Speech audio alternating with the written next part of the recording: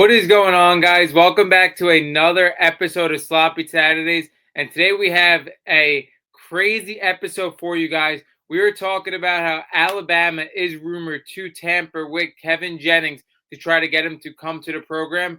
Now, this situation is very crazy. I'm going to give my overall thoughts on it. But before I get into it, I want to let you guys know I don't have all my ducks in a row in the information in every detail of this story. I don't think anybody does. I am hearing mixed things no matter the articles I read. I am unsure if Kevin Jennings was ever interested in going there. I know for a fact he decided his commitment after the loss to Penn State that he was going to go back to SMU. I don't know at any point beyond that if he was even considering Alabama. I know Alabama definitely wanted him. That's the main source of this story. Before we get into that, let's go into Kevin Jennings' season last year. Kevin Jennings was a guy that took over for Preston Stone in the beginning of the year. Preston Stone was a very highly regarded quarterback for SMU. He had the opportunity to start the season. Kevin Jennings ultimately took over. Kevin Jennings was a standout quarterback last year. When we look at his stats, 3,200 passing yards, 23 touchdowns, 11 interceptions. SMU really got brought back on the map last year where I really thought that they should have. I thought SMU, and I still think SMU is getting an unfair shake in college football. You look at a program in the 70s that was an absolute powerhouse. Obviously, everybody knows the Eric Dickerson paying the players scandal, and they basically got blackballed by the NCAA for like 30 years almost. When you look at other programs, we've seen other players talk about it. We've seen players from Alabama, Georgia. Obviously, everybody knows Reggie Bush and USC. We've seen a ton of people talk about things that were happening beyond closed doors. And SMU really seems like the only school that continuously has to pay for it. But last year, obviously, as NIL grows and gets bigger, SMU goes into a Power Four conference finally, and they were ready for this Power Four conference as they dominated the ACC. They had a total of an 11-3 record. They played in the ACC championship.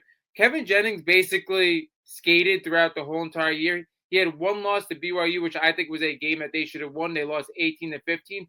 All the way up into the ACC championship, this team had one loss. Now, the Clemson loss in the ACC championship, I think personally was absolutely brutal because when you look at SMU, they had a double-digit lead in that game. They were leading for most of that game, and they just end up on the wrong end of it. Do I think Clemson was the better team last year? Probably, but that was SMU's game to win. Now I want to get into the Penn State game as well before we get into the whole Alabama thing. Kevin Jennings gets such an unfair shake for that Penn State game. There was no way, no possible outcome that SMU was winning that Penn State game.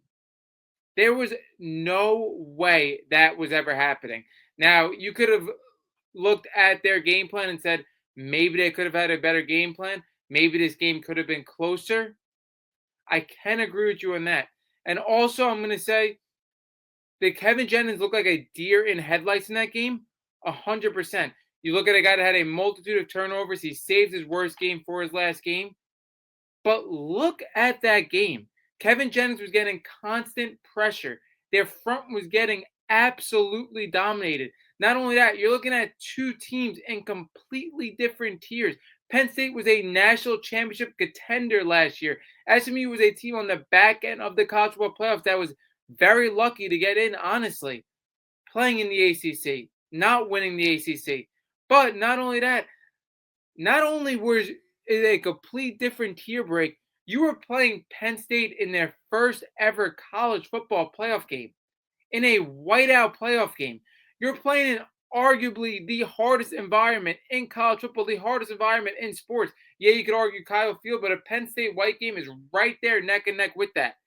And the last thing I have to say, you have a complete unfair disadvantage when you're looking at the temperature of the game as well. You're looking at SMU in the South going to Penn State playing in a game that felt like 8 degrees. Let me give you guys some insight. I was at that game. That stadium was rocking like a stadium I have never been to, and I travel to all different stadiums. That was the most I've ever seen a stadium rocking, and that was by far the coldest temperatures I have ever been in. Not only that, You opened up that game as a double-digit underdog as well.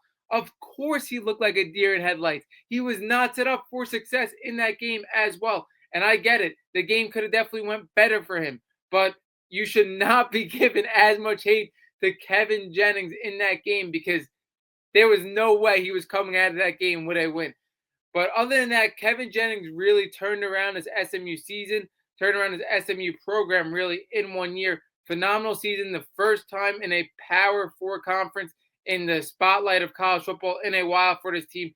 And they did phenomenal in the ACC. They make a 12-team college football playoffs. And you could argue they really got that spot over Alabama, which is ironic why Alabama comes and tries to get Kevin Jennings.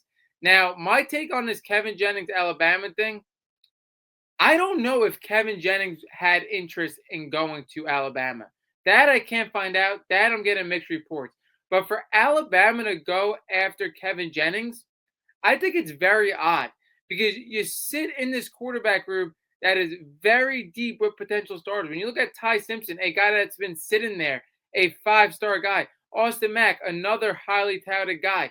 Keelan Russell, a super prospect. And Kevin Jennings, again, I would argue he's a top 10 to top 15 quarterback, but this isn't a guy that's guaranteed to be an elite top 3 quarterback in college football. So to go over the tampering rules to try to get him, I don't see how this is worth it for Alabama. And also another thing I have to say is you have Carson Beck in his transfer portal cycle. You have John Mateer in his transfer portal cycle. Those were two guys I would have much rather have over Kevin Jennings and two guys with experience in college football. Why didn't they get them? I'll tell you why. I don't think Alabama is as highly noted as they once were. If this was 10 years back and they had the transfer portal like it is now, Alabama would have been able to get whoever they wanted.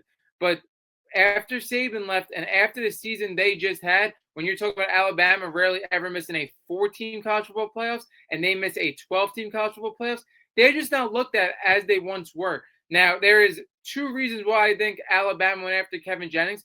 The first reason is it has been noted that if Jalen Milroe were to come back to Alabama, that their whole entire offense would have transferred.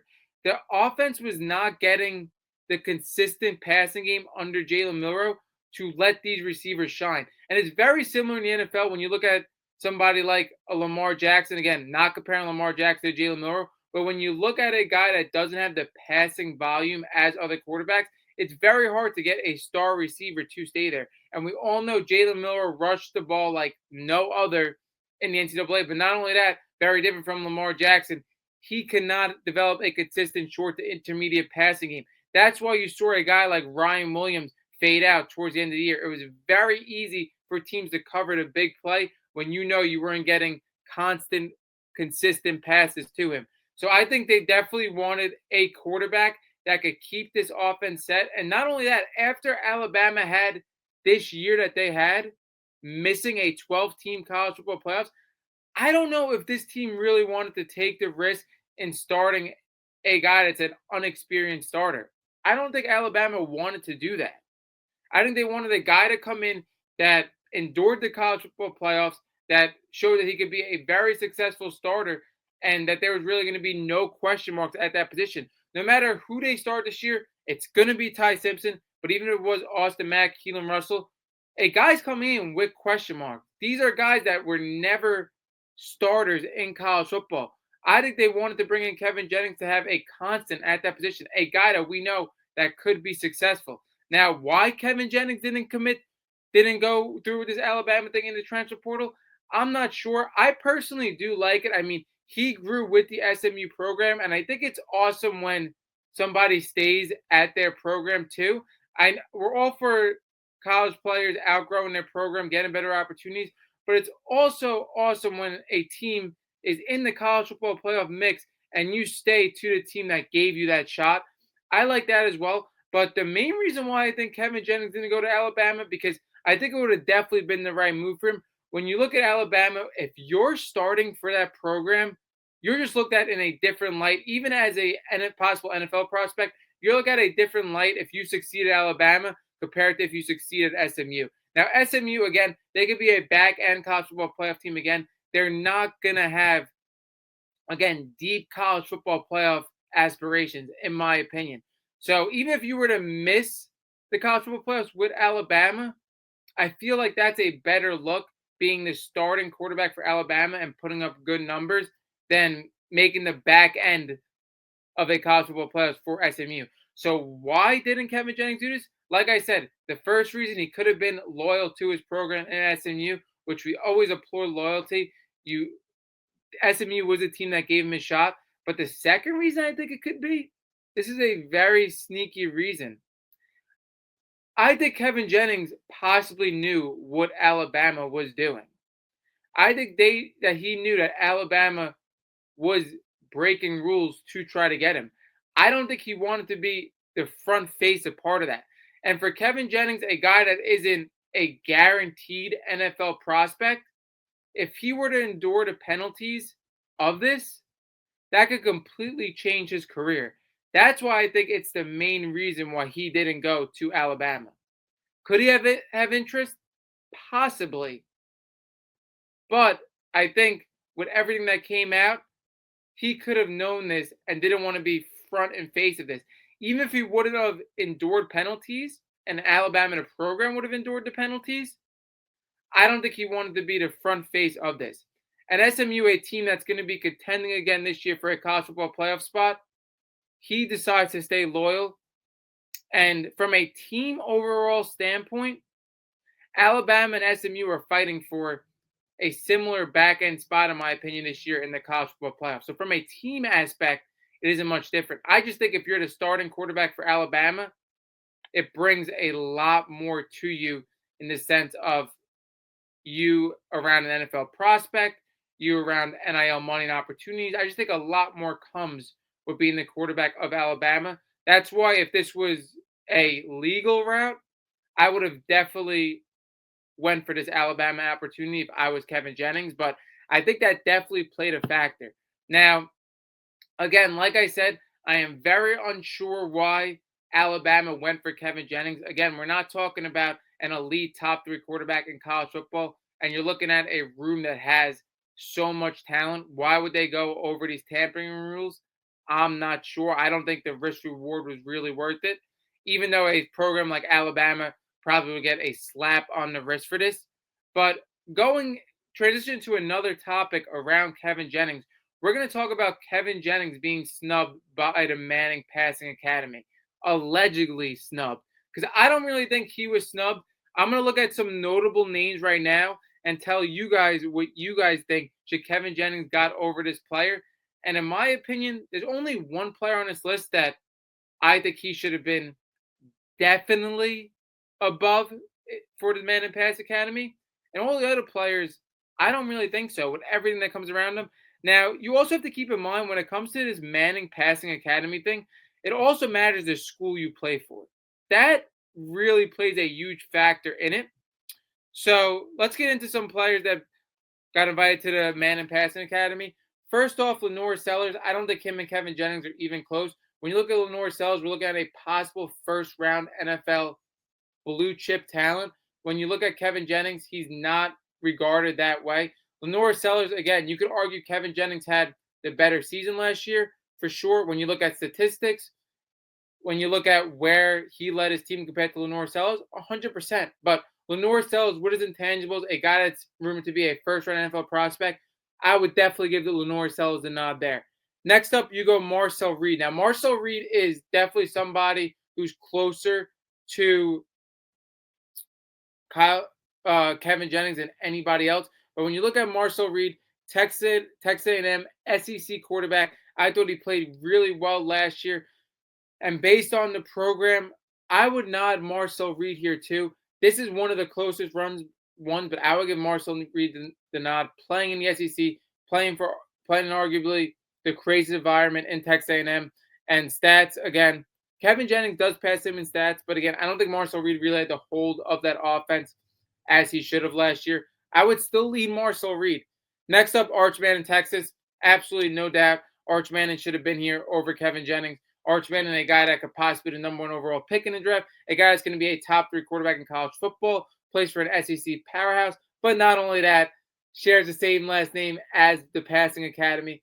Arch Manning should easily be there in every aspect over Kevin Jennings. Cade Klubnik, another one, 100% should be there over Kevin Jennings. He is the better quarterback. He plays for the better school. He's, again, another guy that could possibly go in the first round of the NFL draft. John Mateer, a lot of people I feel like are going to think this is closer than it actually is. I think John Mateer is far better than Kevin Jennings. I thought he absolutely tore it up at Washington State, and you may say Washington State, not a Power 4 program last year, but he transfers to Oklahoma. I think that puts him on a bigger stage in the SEC. I think he has the advantage school-wise, just notably in an SEC Oklahoma, more historic program. But not only that, I think John Mateer, again, you look at stat-wise last year, again, even though the conferences were different, I think John Mateer blows away Kevin Jennings. I think John Mateer is going to be a top 5 quarterback in college football next year. Garrett Nussmeier, another one. When you look at the programs, there is no debate. But not only that, the physical intangibles, I think Garrett Nussmeier could just flat out do stuff that Kevin Jennings can. And again, you're talking about another first round guy, possibly. Again, 2 different tiers. Garrett Nussmeier should be over him. Avery Johnson. Now, this is a tough one for me to compare to Kevin Jennings personally. I love everything Avery Johnson could do. I said in his 3rd year in college football, I think this guy is going to be a top 5 quarterback in college football. I think ceiling-wise, I think Avery Johnson has the higher ceiling. I think you could have argued Kevin Jennings being over him, again, because the programs are similar.